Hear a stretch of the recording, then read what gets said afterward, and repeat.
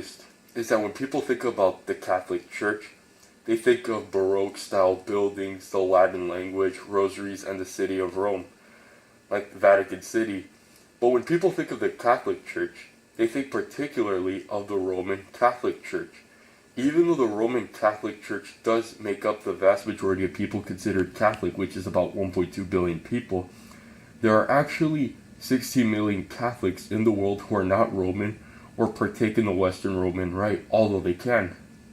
But rather, they are members of churches formerly connected with Orthodoxy, now considered to be in full communion with Rome. What does that mean? It means that there are Catholics out there who have never spoken Latin at Mass and have their own ancient liturgical traditions and might even allow some married priests, although celibacy is also encouraged, and they are just as much Catholic as the Pope and everybody else. I guess you could say that the Catholic Church is larger and more diverse than many people know. Now, it is important to remember that while the name Catholic has come to refer to a specific institution distinguishing itself from Protestant and Orthodox denomination, the original use of the word has nothing to do with the institution. In Greek, the word Catholic simply means universal or in respect of the whole. From the earliest time the church took this as its name, Christians wanted to emphasize that the church on earth was not tied to any language, location, ethnicity, or time period. Jesus' mission applied to and could be understood by all people. The vast majority of the church did not speak Latin for the first few centuries of its existence. As Christianity spread throughout the Near East and the Mediterranean, the central beliefs were received into a diversity of cultures expressed in different ways, with Christians speaking Aramaic, Greek, Syriac, and other Semitic languages before Latin rose to prominence. It is from this process of spreading in and through different cultures that numerous rites began to develop within the overall church. Now, the definition of a rite is a liturgical, theological, and spiritual and disciplinary heritage distinguished according to people's culture and historical circumstances that finds expression in each autonomous church's way of living the faith. Yes, we have national churches all over the world, but they're all in full communion with Rome. But a rite is a sort of denomination within the communion of the overall church. Each rite will share the same core teachings as everyone else, but expresses them in prayer, thought, and daily life in some different ways. Going back to the ancient church, scholars suggest that there are three main rites from which all modern rites trace their lineage, each developing from a culture and authority from the three original sees of the church: the Latin rite from Rome, the Antiochian rite from Antioch in Syria, and the Alexandrian rite from Alexandria in North Africa. The Latin rite is by far the largest and is literally what your average person thinks of when they think of the Catholic Church, originating in about the 4th century. Today it is arguably the simplest and most uniform of rites, as the rite in a particular church are all but one entity, and the diverse liturgies that were once celebrated have been suppressed or incorporated into the Roman rite.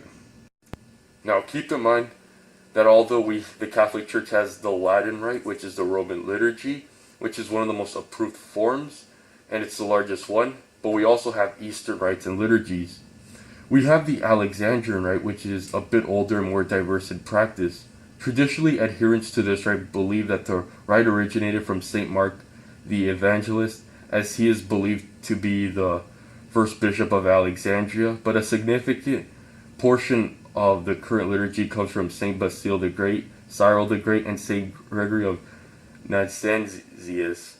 Unlike the Latin Church, that is one particular church, the Alexandrian rite has birthed three particular churches in communion with Rome. There is the Coptic Catholic Church, the Ethiopian Catholic Church, and the newly formed Eritrean Catholic Church, which just entered in full communion with Rome in 2015. So welcome to the family. Okay, so far we have two overall rites for particular churches, so we're doing okay. But let's look at the Antiochian rite and even its modern descendants. There are 19 particular churches that trace their origins back to this ancient rite. The rite in it and of itself has been separated into three distinct families of rites: the Byzantine Rite, the East Syriac Rite, and the West Syriac Rite. All these three can trace its lineage back into a particular ancient city of prominence. For the Byzantine Rite, that city was Constantinople, originally under the jurisdiction of the Patriarch of Antioch, and the current rite contains many elements of its predecessor, but developed greatly after Constantinople was made capital of the Roman Empire and thus the seat of all Eastern churches. As time went on, the two Syriac churches began to distinguish from one another and developed two separate rites, with the Eastern Rite becoming centered in Upper Mesopotamia and producing the Chaldean and Syro-Malabar Catholic Church, while the West becoming centered in Antioch and producing the Maronites, Syriac, and Syro-Malankara Catholic churches. We also have one rite in full communion with Rome, which is the Armenian Catholic Church. With a bit of a complicated history, while their adherents will traditionally trace their history back to Apostles Bartholomew and Jude Thaddeus, it is also very likely that the church was founded by missionaries from one of the Syriac churches and was at least in its foundation an extension of that branch of the Antiochian Rite. Interesting about the Armenian church is that it quickly took on its own identity distinct from other churches, intertwining faith with a national identity in 301. The Greater Kingdom of Armenia became the first nation to declare Christianity as its national religion, doing so before it was legal to practice in the Roman Empire.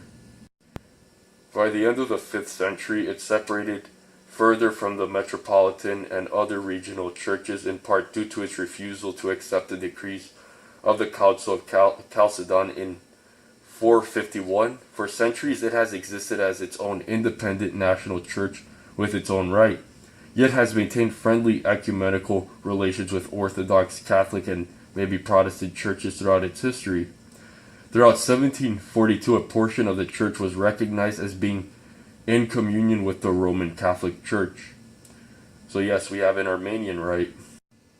We have Catholic churches literally all over the world that speak different languages and embrace Catholicism, but the prayers are in their language and they make it part of their heritage and national identity. Now, although I couldn't tell all of you ladies and gentlemen about the specifics of each rite of the church or what makes them distinct, but that will be for another time. The question that remains unanswered, and what you might have been wondering having to sit through this entire video, is why is this relevant? Why does this matter? On the most basic level, it matters because we have Catholics all over the world that are brothers that share full communion with us. Given the importance of the Eucharist to our faith, it just makes a lot of sense to know about the people all over the world whom we share one in body and spirit. If we can receive their communion and they can receive ours, it is important to recognize their existence. A practical answer to the question as well is that on a more practical level for us as Roman Catholics, the existence of other rites, in particular churches, reminds us that there isn't just one valid way to pray, worship, or govern or live Christianity. We could look back to our Latin roots and trace them back to apostolic times, knowing that we are authentic in our faith, but so could so many others who come from wildly different historical and cultural worlds. The fact that we can be in union with someone without demanding uniformity and recognizing that what we hold as our core beliefs can be expressed in a variety of ways, it also reminds us of why we took our name in the first place. Our church is not just tied to just one language, location, ethnicity, or time period. That's literally what it means to be Catholic. It also reminds us that our faith holds objective truth.